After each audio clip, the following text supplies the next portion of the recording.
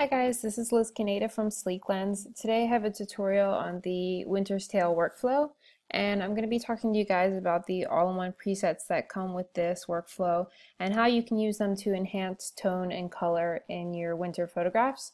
One of the great things about your winter photographs is if you're taking them in the snow especially, you kind of are going to get this big white canvas, so your colors are going to really pop, and sometimes you might want to make those colors muted or you might want to make them stand out. Even if it isn't snowing in the winter, a lot of times you're going to find that there's not a lot of foliage, so it's kind of a muted tone. There's not really much out there outside. So we're just going to talk about the all-in-one presets, and I'm going to show you how you can use them to add to your photograph. So I have this one up here right now, and for this one I've chosen to use the warm and cool preset. So this workflow comes with quite a lot of all-in-one presets, and then you're going to find your snow presets, and then we kind of have tone here and post-process. But right now we're going to use the all-in-one, and for this one I'm going to be applying the warm and cool.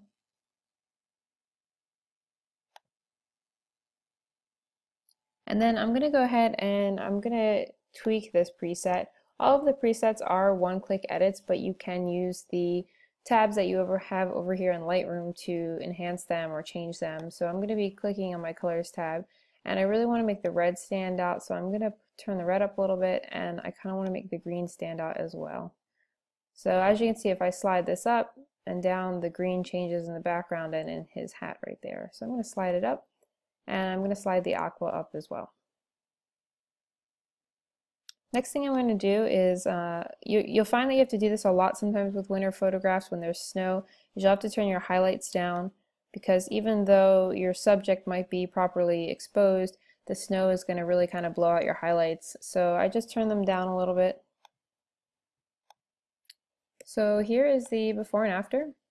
So I didn't do much, I just used one all-in-one preset and I tweaked it a little bit, and we've just kind of got these nice creamy highlights now. And we've just enhanced the green color and the red in his clothing here, and we've added a little bit of a matte effect, which is because of the preset. It has a little bit of a matte effect to it, which just gives it a nice creamy hazy winter feel. So I'm going to move on to another photograph now. So a lot of times with snow photographs, because you have this wide open white area, you really get the opportunity to use tone however you want. So for this one, I am going to be adding a purple color tone. So I'm going to be using the all-in-one presets, and I'm going to go for the lilac. So as you can see, it's made this really, really purple, which is a little too much for me. So what we're going to do is open the tabs up here, my basic tab, and I'm actually going to, instead of using the color sliders, I'm going to be using the temperature slider here, and I'm going to move the temperature up a little bit, so that that purple lilac isn't as cool and it's a little bit warmer. And I'm going to turn the tint down a little bit as well. I'm going to go ahead and tweak this by putting the contrast up.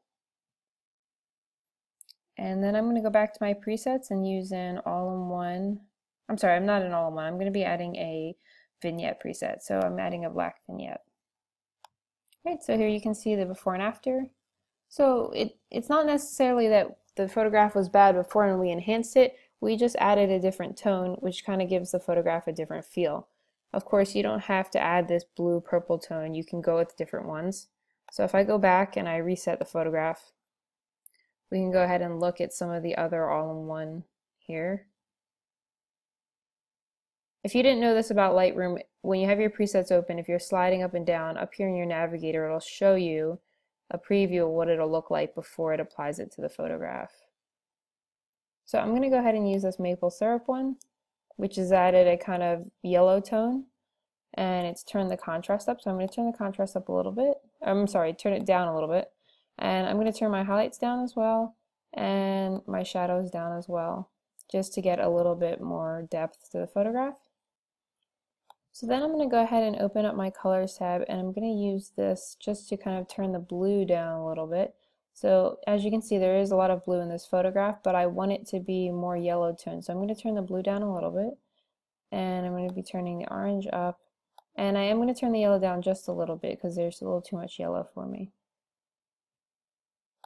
Another way I can change the colors here and the tone is by opening my split toning, and I can use the highlights here to apply tones or the shadows. I'm not going to do that right now, but that's just another way to adjust color. So I'm going to reset this photograph one more time, and we're just going to look at another preset and another tone.